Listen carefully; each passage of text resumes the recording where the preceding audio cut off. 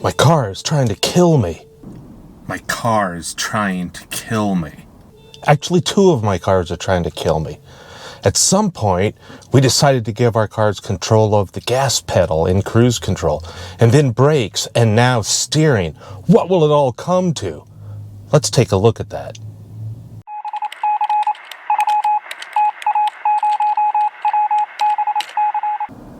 Why is it that I say that my cars are trying to kill me? Well, it turns out I have a couple of cars that have modern features. They have these cruise controls that are based on radar, LiDAR, so that they can keep the proper distance, which is really cool when it works. They have the automated braking assist that makes sure that if something's right in front of you and you're about to hit it, that the brakes go on, which is really great when it works. But the really big annoying thing is this lane keeping assist. And again, intellectually, it's a great thing. If you take those long trips on the road, like here from LA, I'm driving out to Vegas. It's a long drive. It's boring. There's nothing on the side of the road. It's really easy to get highway hypnosis. And so it's really great to have this theory that if you start to drift out of your lane, your car will pull you back in. But in practice, both of my cars use this feature to try to kill me, and they do it in very different ways. And I don't want to pick on a particular brand, as we'll talk about in a moment. The problem is systemic and actually very important. But it's funny because the one car is a very gentle sort of a boil the frog moment, if you will.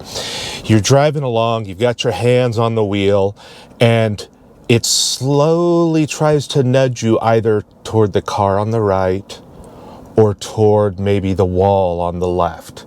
And if the wall is far away, the car drives really well. And if there's no actual car right next to you, the car steers very well. But the second that there's a big old truck next to you, it gently, just gently pulls the wheel and says, "We can get closer.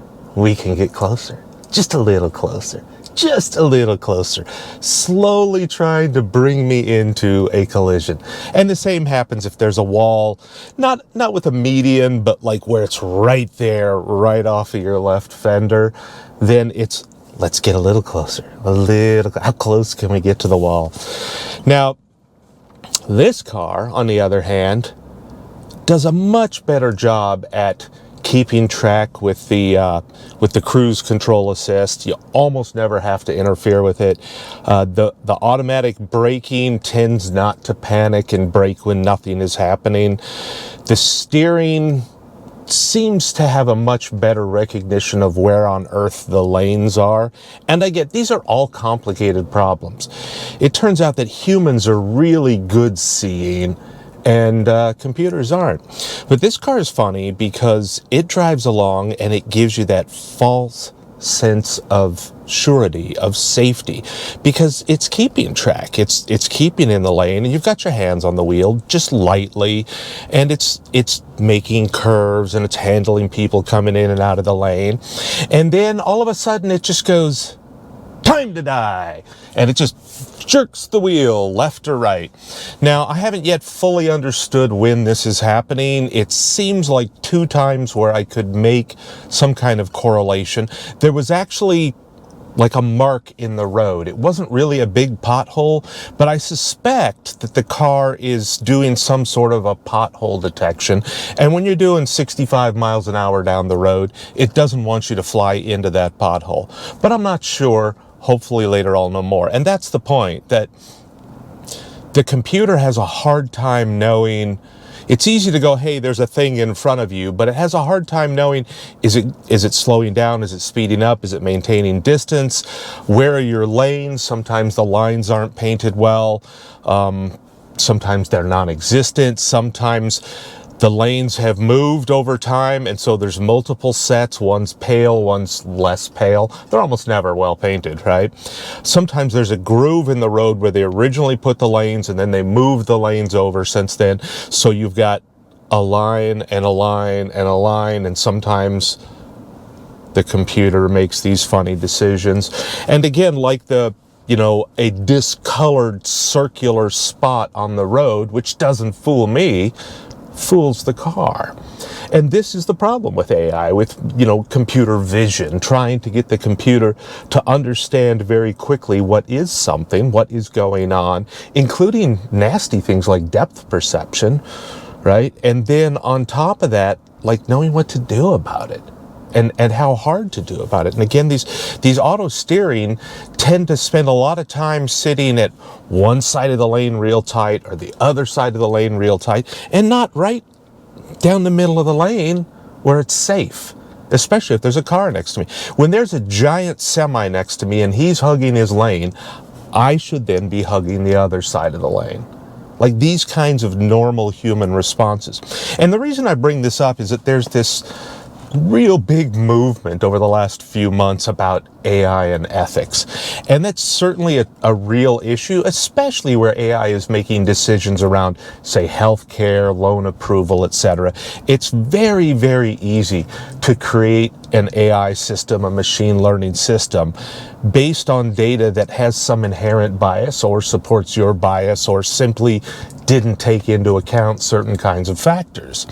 And so AI ethics is important, but when it comes to autonomous driving, it's probably the least important problem that we have at the moment. We usually hear about this in the scope of the trolley dilemma, right? There's this old story about a trolley man, and there's a lot of variants, but basically there's either a trolley driver or a brakeman or a switchman, and at one point the trolley's in trouble, but there's something on the other track. Is it the trolleyman's kid? Is it a child? Is it the trolleyman? Again, the stories vary, but basically the person in control at this moment of this lever can choose to kill themselves or this child or whatever it is versus everyone on the trolley. And it's an ethics dilemma. It's an interesting puzzle to talk about, right? Who do we kill in a scenario, right? Do we kill 20 people or one person? Well, what if that one person was going to grow up to be Jonas Salk? Right? These are crazy, crazy dilemmas. That's why they're so great to talk about. I love a great philosophical discussion like this. But when it comes to engineering, there may be less appropriate.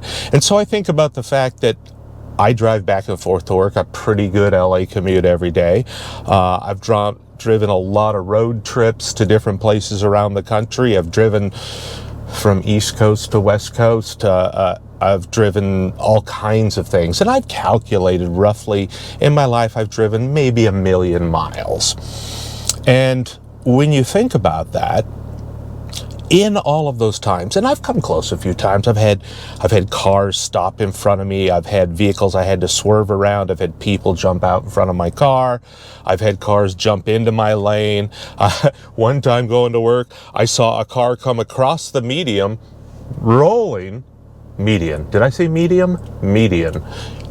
Rolling, it had gotten hit on the opposite side of the road, and luckily I was paying attention way ahead of me, and I saw it, so I was braking gently. And this is where these machine learning autonomous systems tend to not know what a car rolling across their lane is, and so they wait until the last minute when they just go, I don't know what this is, but it's big and it's close and we're going to hit it, and slam on the brakes, which my father would really have yelled at me for. That's bad driving. So it's funny because in all of these scenarios I've had, driving in cities, driving in open road, driving at night, driving at daytime, driving in different states all around the country. I've driven in downtown New York, I've driven in LA, I've driven in Chicago, I've driven in Wyoming, I've driven in Montana, all different.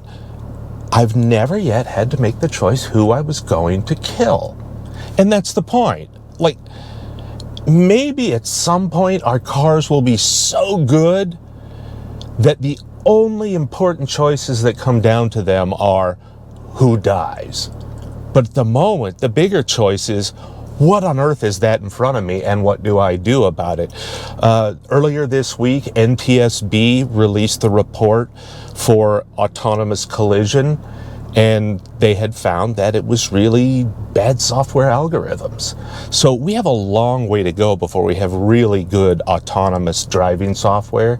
And believe me, I see bad software every day, right? That's my world, is bad software. That's why I'm the code curmudgeon. But as bad as software can be, and as good as it can be on the other hand, humans are terrible, terrible drivers. Just awful. So even when the software is somewhat buggy, we're probably going to quickly reach a point where it does a better job than us humans do.